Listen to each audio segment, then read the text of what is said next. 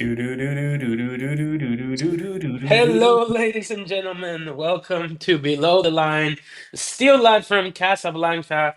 My name is Andres Ramirez, and I'm here with my good friend and co-host, Mr. Zach Houston Scott. How are you, man? Hey, not too bad, not too bad. Caught me in the middle of a move right now, though. I'm changing apartments, getting things finished, and yeah, moving into a nice new unit in my current building.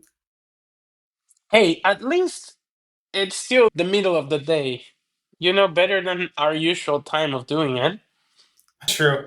Very, very true. It's not which like, is for those who don't late at know, night. yeah. Like you still have the rest of the day. I still have the rest of the night. I guess it's weird being a podcaster, content creator, whatever you wanna call us, and have lives outside of this. Like we're doing this with what is it? An 8 hour difference, which is kind of crazy, but at the same time, it's fun.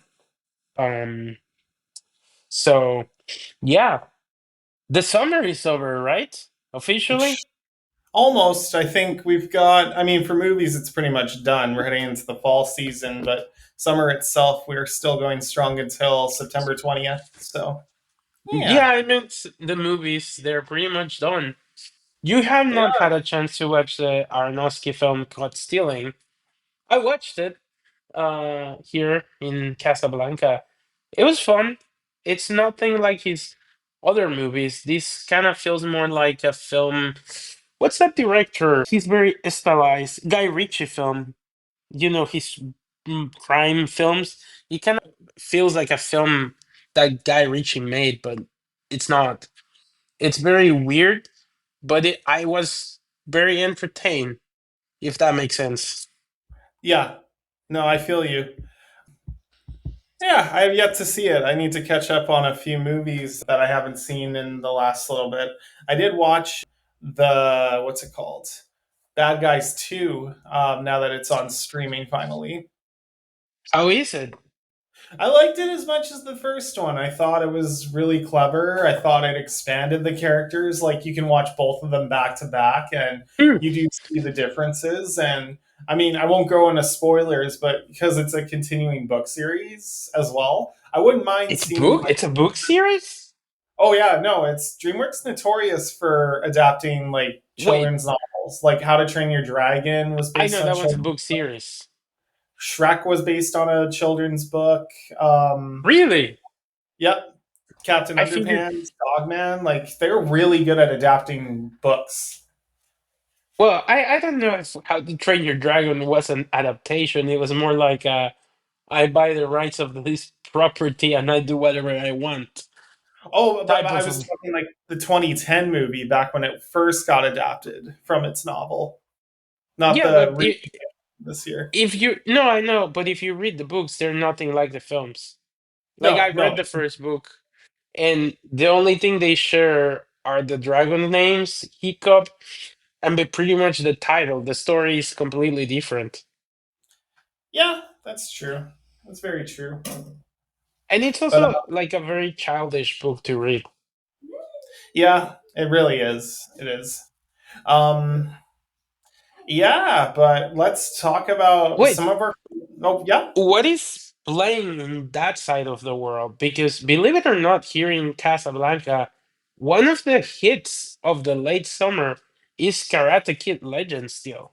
Like that thing is Really? still playing and it fills up. I don't know why, because it's literally streaming, but I don't know if like the streamers here don't have it. But yeah, that one is still a box office surprise here in Casablanca. I think it's due to worldwide cinema just being like different markets like attract different kinds of films. Like what we consider successful here might not be in another country, and what isn't considered successful here is more successful like where you're at right now. For various reasons. Like you said, maybe Karate Kid Legends is still in theaters and they're giving it a chance. So I don't know. Yeah. I mean, if it came out the same time it came out back then, it's almost like a 4 month theatrical window, which is crazy in standards compared to the US, Canada, and even Mexico. It's just Crazy. Yeah, well, I mean, with digital, you can easily access a movie now. Like Superman, for example, was in theaters exclusively for a month before Warner or DC decided to put it on digital. Same with For Bad Guys. $30. Yep, premium access. And I mean, it's a bit of a ripoff when you consider that it made sense when DVDs were getting manufactured because the cost of production was always a high. But now you're literally releasing it to a digital distributor. There is no excuse to why you're spending that much money for a I think the movie. excuse is it'll eventually be free on our streaming service, so we gotta cash out when we can. I guess that's fair. But yeah, talking about summer, we're doing our top five, right? I'm excited to hear yours because I have a feeling they'll be very different, but maybe similar. I don't know. It's interesting. How do you want to start? I mean, we can both start with our top fives, like starting at number five and then go to number one. So, would you like to take it away since you introduced the topic, or do you want me to? Okay, I'll start with five. Do you want to try and guess which one it is? If I tried guessing, we'd be here all day. You give me a hint, and then I can try and guess it. How does that sound? Okay, it's early summer. Very early. Like May? Yep. If I recall correctly. Is it a Tom Cruise movie? Nope. Is it involving a blue alien? Yep. I figured as much. Lilo and Stitch.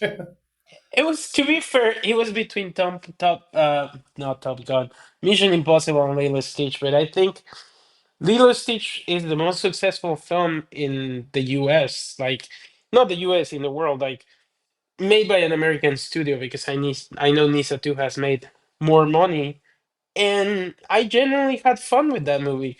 I didn't rate it as higher because I am looking at my score at IMDb and I gave it a 7, but it's a very fun and charming movie. What can I say? I really liked it. I think I agree. That would be my number five too. And don't worry, not all of mine I think are going to be the same as yours. Just because outside of like a few things, I was entertained by it, and I mean, just for the sake of it, I really like still hearing the original Lilo and Stitch. Well, the original Stitch voice actor. Hmm? I've seen this story again, and I'm glad it's a franchise again. Like that's what I think. Is exciting me is that it's building towards a sequel that I think is going to be better because Chris Sanders is also writing it. And Oh, yeah, he is not busy anymore I guess not. I mean, he's got because that and he, Wild Robot 2 coming. yeah, he was busy directing Wild Robot, right? Hmm. So you also have it as number five. Yeah.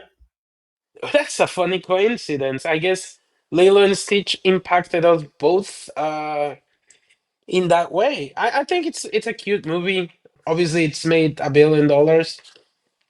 Is it perfect? No. I just hope that with the sequel, they do the same thing and keep it under budget and not over budgeted. So then it's impossible for it to make a profit. Yeah, definitely. So, number four. I mean, I think this is where we'll deviate a little bit. You should go first then. Do you want me to try and guess? Okay. My number four was a film that also came out in, I want to say, no, actually not May, sorry, in August or July, late July. That didn't come to theaters, even though it probably could have and was successful. Happy Gilmore too? Yes, sir. Oh boy, yes, that's where we deviate. I want to know why, because you were excited, but you were not so excited when we spoke about this film. I mean, I reserved my reservations just because I wanted to see it up on the big screen, and it was around the same time that Naked Gun was coming out a week later in theaters, which Yeah. almost made my top five, by the way. But I don't know, just the more I thought about it, the more I really enjoyed it. This is a pretty big Adam Sandler movie. Like I was looking at the budget for this, 152.5 million was spent. but it has Travis Taylor, Travis Swift in the film. Oh yeah, it's the big news of the week in his cameo. Mm. But no, honestly, I just really enjoyed it. It deviated enough from the original and still was able to show just kind of how big he got from that original movie. Because yeah, the first Happy Gilmore did successful and it was made on a modest budget, but I don't know, this one just kind of blew up and exploded more. Like it's good in the right ways, and I feel like I had a lot of fun with it. And I mean, between this and Jay Kelly, I think Adam Sandler is setting up to have a really good 2025. What other movie he's coming out with? The Noah Baumbach movie for the fall season, Oh, Jay Kelly with George Clooney. I think that's premiering in New York in the festival. I'm not sure. Noah Baumbach loves that festival. Maybe I don't know. Okay, good for Adam Sandler, I guess. Although I Yeah, don't think he cares about awards. Like he likes working with these experienced directors, but I mean, he did. What was the one about the stealing the diamonds in New York with the Coen brothers? Brother? Uncut Gems. No, that was Yeah, the Safdie brothers. Safdie brothers. Yeah, like I don't think he cares about winning, but he also likes doing these projects. Maybe so people don't make fun of him for doing these family projects, as some people call, where he hires his family and pays His friend. vacations for them. But Yeah, I mean, the ending reminded me a lot of Space Jam: A New Legacy, where it's just building up to this over the top tournament. I mean, I had fun with it. Like, it was just a fun movie that I'm glad is on streaming that I can see a lot again. So, so, do you want to try and guess my fourth one? was it released recently, or was this another one that was I released mean, in June, July? July. I mean, you could say it's recently. It's not been so long ago. But yeah, it's July, early August. Um, yes, it is July. It is kind of the last hurrah of July, if you know what I mean. Yeah, So, that's, do you have a was clue which one? superhero movie? Yes, it is a superhero movie. Was it the Fantastic Four? First Steps. Yes, it's that one. I know this is a controversial one, maybe, but again, like Lilo and Stitch, I had lots of fun. I watched this movie twice in the theater, and it got me excited for the next part of the MCU. I don't know if the MCU is back because this movie didn't perform as well in the box office, but I think out of all the Disney films recently from Marvel, this had a style. The score was brilliant. I did not mind Pedro Pascal as Reed Richards, although I think somebody could have done that work better. And Vanessa Kirby as Sue Storm was great. So I think the film works very well. Um, so I really liked it. What can I say? It's a fun movie. Yeah. I think it sets up the next Avengers films very well. I'm not sure if they're going to deliver on that promise. So that's to be seen. Yeah, well, with this and Thunderbolts, I mean, they're movies that I think definitely are setting the stage for the next Spider Man and Avengers movies. Speaking of that, it's still aiming for December 2026. I know, but we'll see about that one. Reportedly, the Tom Holland is not even shooting Spider-Man anymore. Because he's got stuff on the go, I think. Like they're just shooting with the body doubles, similar to what Deadpool does, which is nice why he has the mask on. So, Or Pedro Pascal in The Mandalorian. oh, that too, yeah. I saw the trailer leak online for that of the new Mandalorian and Grogu film. Really? How is it? It looks good. Definitely, you could tell they reformatted from season four into a feature, but hey, I mean, nothing wrong with a little bit of Mandalorian in your life. Well, season three was very disappointing, but we'll see. Yeah.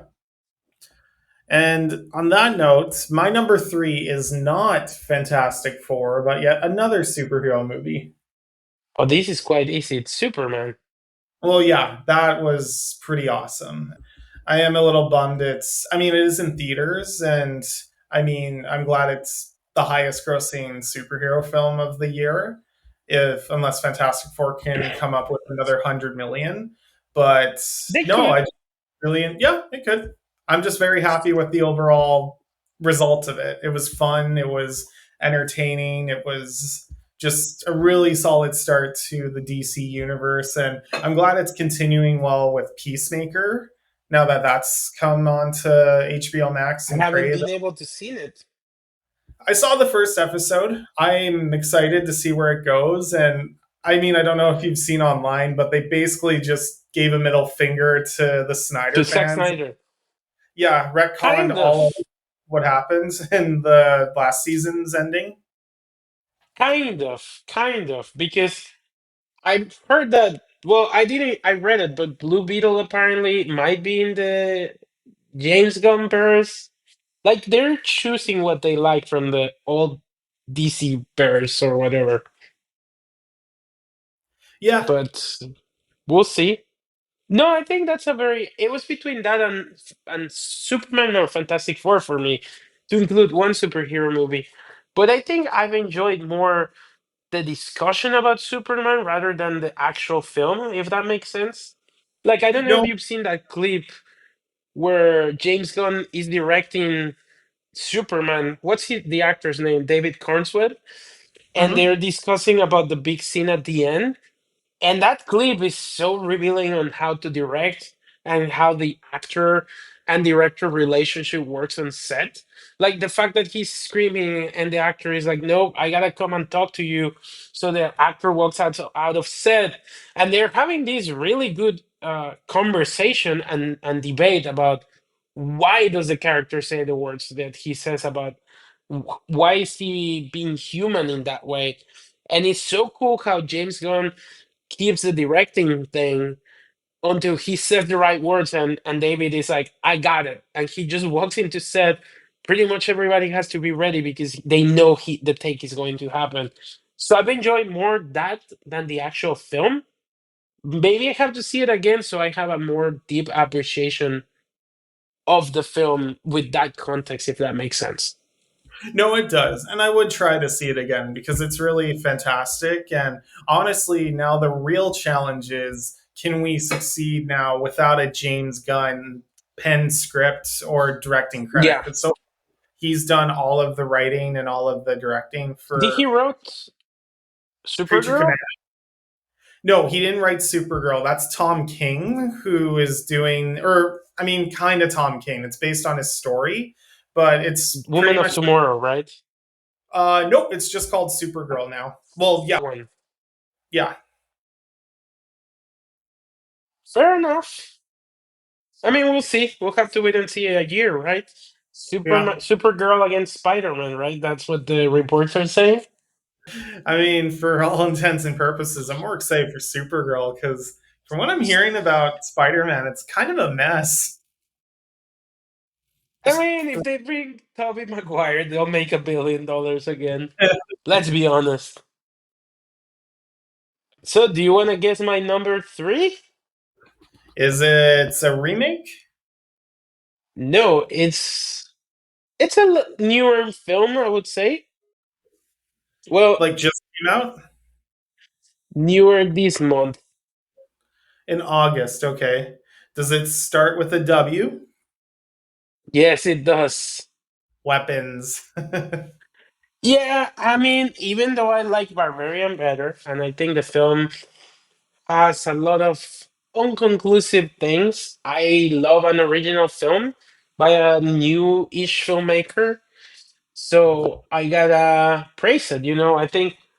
I think the film leaves a lot of door opens or open doors. Sorry, but I have not seen it again. But I love the cinematography. I love the puzzle structure of the film. It's a great film. What can I say? I But mean, not top it's one or top two for me. it's been like number one for 3 of the 4 weeks. Because when K-pop got released, it wasn't number one, and its true staying power is really incredible. But I can see weapons just basically it proves that Zach Krager is going to get Christopher Nolan money with Ryan Horror. Coogler the rest of his life between that and Sinners. Like it's been a really good year for Well, we'll horror. see. We'll see. They said the same thing about Jordan Peele, and he also fumbled the ball. We'll see. I think it's about delivering in each film, not so much about the career. And his comments about Resident Evil make me nervous that he might sabotage his career. Like, it's not that hard to adapt the first or second game and take that story and make it. You don't have to write anything original. I mean, PTA, not the Paul Thomas Anderson, gave us like 9 movies of original content with Resident Evil that did not work. So we'll see. I think that's 50-50. So for number two, do you want to give me another hint with what yours is? Well, you gotta go. You just said you're three. Okay, my number two is basically one of Wait, your wait. top fives you've already talked about. Oh, no way. You have two superhero films? I do. Fantastic Four above Superman. Yes. Yeah, Okay. surprised me a Why? little because we've had good Superman movies before, but we never had a really good Fantastic Four movie. And I don't know, I just really enjoyed the dynamic a lot with it. I liked the way it looked. I was pretty excited to see them planning to fight the final villain of Galactus. And I don't know, Cool. it was a really cool, awesome film that I got to see these characters done right. So, no, I was really entertained. I saw the movie with my dad, and yeah, I just had a really fun, awesome time that I'd like to see again soon. Yeah, I mean, and also it was a very special episode for us because we had the spoiler review. That and Mhm. Superman. So both movies deserve a get a seal of approval from below the line, I guess, like a double thumbs up. So do you want to try and guess my number two? This might be out of left field, actually. I don't know if you're going to guess this one. uh, is it a remake? Oh shit! Yes. Is it based on an animated film that's live action? What do you mean? Like, is it a The Shock f- remake? oh yes, it is. Is it How to Train Your Dragon? Yes. Are you surprised this is my top two? Not really. I It, can see why. It's pretty fun, and it's yeah. I Honestly, mean, I really enjoyed it too. Sue me. I know it's a shot by shot remake. I think what they added, some shots that are not in the original film, add to the film. I really wish they kept one shot, which explains how he was able to beat the final dragon at the end, where he's studying the dragons with Toothless. But the score, the scope of the film, I really liked how they brought the director and he was able to make his animated movie into something tangible with actors. And I'm excited to see where they take the story because I think they could change now they had this ground foundation into the future films. And who knows, they might even expand it into the more adult themes or whatever because I don't think Toothless will, no, Hiccup will grow as fast as he does in the animated version because the Yeah, actor needs to grow. So I don't think by the third he'll be a dad. So who knows? They might be able to adapt more of the books and make more until he becomes a dad in the prologue of that third famous movie. no, I agree. That's a good one. So then, I So guess we're at our number ones now. no, number two. I already my number two. Which one? Fantastic Four? Number two is Fantastic Four. What was your three? Was Superman? Oh, and your fourth was Lilo and Stitch.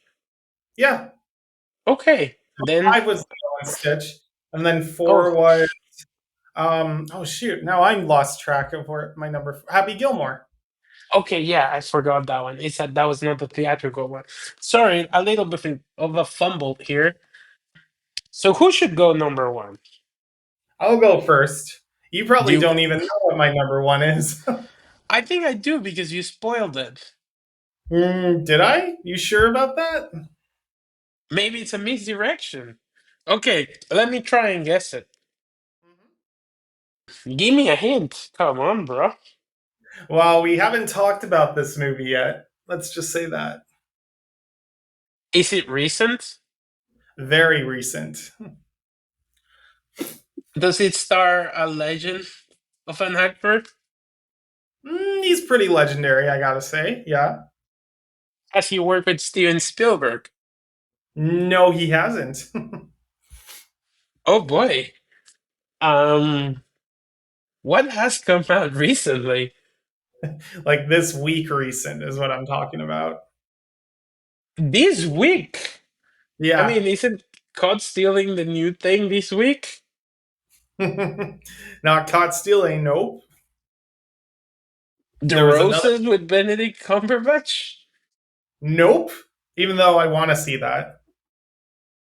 I don't recommend that film for you since you're about to get married, but Oh, maybe. It's a, I don't know. I'm generally out of the long walk. well, that's coming out in a few weeks, and I'm excited to see that. I don't It's know. with What is your number one? it's with Elijah Wood. It's with Kevin Bacon. It's with Peter Dinklage. What is this movie? I have no clue what you're talking about.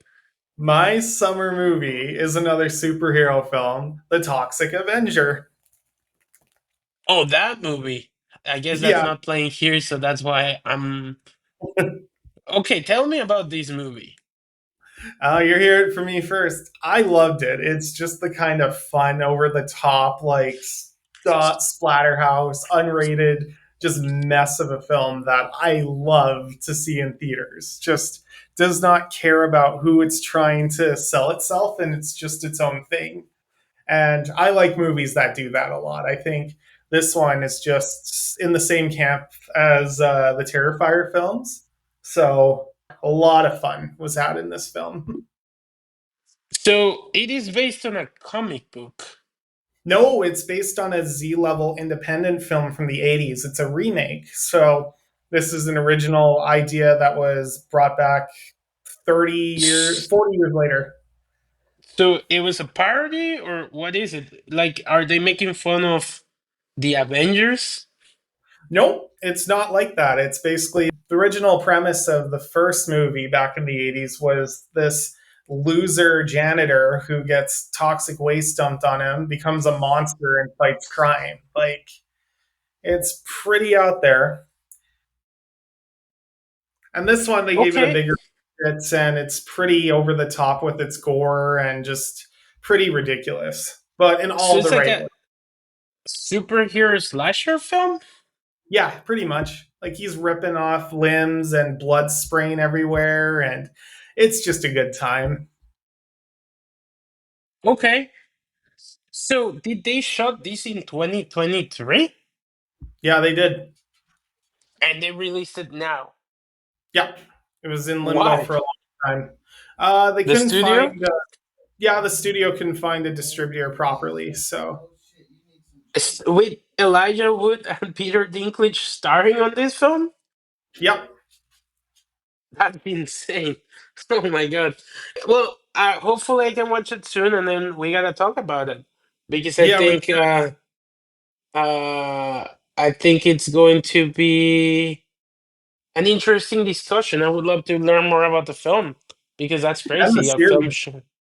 Yeah, I love. seems like an interesting independent film. Or not, because it has very good actors. So, do you want to try and guess my number one? I can tell it's a little different than mine. It is very different. Do you want me to give you hints? Yes, please. It was a massive movie. A massive movie in terms of the budget. F1. Okay, you got it on the first chance. Yeah, F1. I don't know. I watched that movie twice in the movie theaters. I love it. I love the scope, the way it's shot. Uh, the director, he's spectacular, and Brad Pitt sells it as a F1 driver. Um, I think it's unfortunate that it didn't make as much money and people didn't get a chance to see it in IMAX. I hope by the time the award season comes, they re-release it on IMAX so more people get to see it with the hype of this being nominated for at least best cinematography. I think the cinematography is outstanding as well as the direction from a technical perspective. But yeah, I really loved it, and I think it's been the best cinematic experience I had in the theaters this year. So you know that is why it's my top one. Very If different to yours, but if we are Joseph talking Krasinski. if we are talking like film experiences, definitely F1 would be my number one so far for just the way like I saw it on the big screen. That I agree with you because it was pretty thrilling. It was hard to make it because originally I had How to Train Your Dragon at my top one because that film just brings a smile to my face. But F1, on a technical level, I saw it twice, and the two times I've seen it in theaters, I've been glued to the seat. So I don't know. I think the summer has been very bombastic with films, and I've seen a lot, obviously, because I went to Tribeca Film Festival. But I was Mhm. trying to be fair and not include films on the festival. But at the same time, a lot of the films have been disappointing. Like, I think Jurassic World was not as good as we expected it to be. It was very generic. And some of the films in the summer have been some letdowns. Well, we had a lot. Some was good, some was bad. So that's why I ended up with F1 at the top. Yeah, But yeah, I mean, what a crazy ride summer. Now definitely. we have some freedom to do retrospectives, talk about filmmakers we like, that until the crazy fall season starts. But next episode, we're talking about a very particular film, aren't we? We sure are. And it's going to be a doozer, finally, a long time coming. Well, it's been a month since that thing has come out, and I don't know if I can call it a movie, but more of a commercial for a very profitable company that doesn't need this type of commercial, if that makes sense. I've been actually rewatching a lot of his movies too, from the actor that starred in this. So Okay, so do you want to sign us off? definitely, he's Andres Ramirez. You can follow him at Jaro2096. I'm the Zach Houston on Instagram. You can follow us both at below the line underscore 2025. And yeah, just shoot us a subscribe, give us a follow on Spotify, and we hope you enjoy our retrospects and our chats about the current movies. So have a good one. Let us know your top five in the comments for this Yeah, summer. We would love to hear that. And without that, do you want to do the honors with the music again? you got it. Do do do do do do do do do do Bye do bye, do guys. do do do do do do do do do do do do.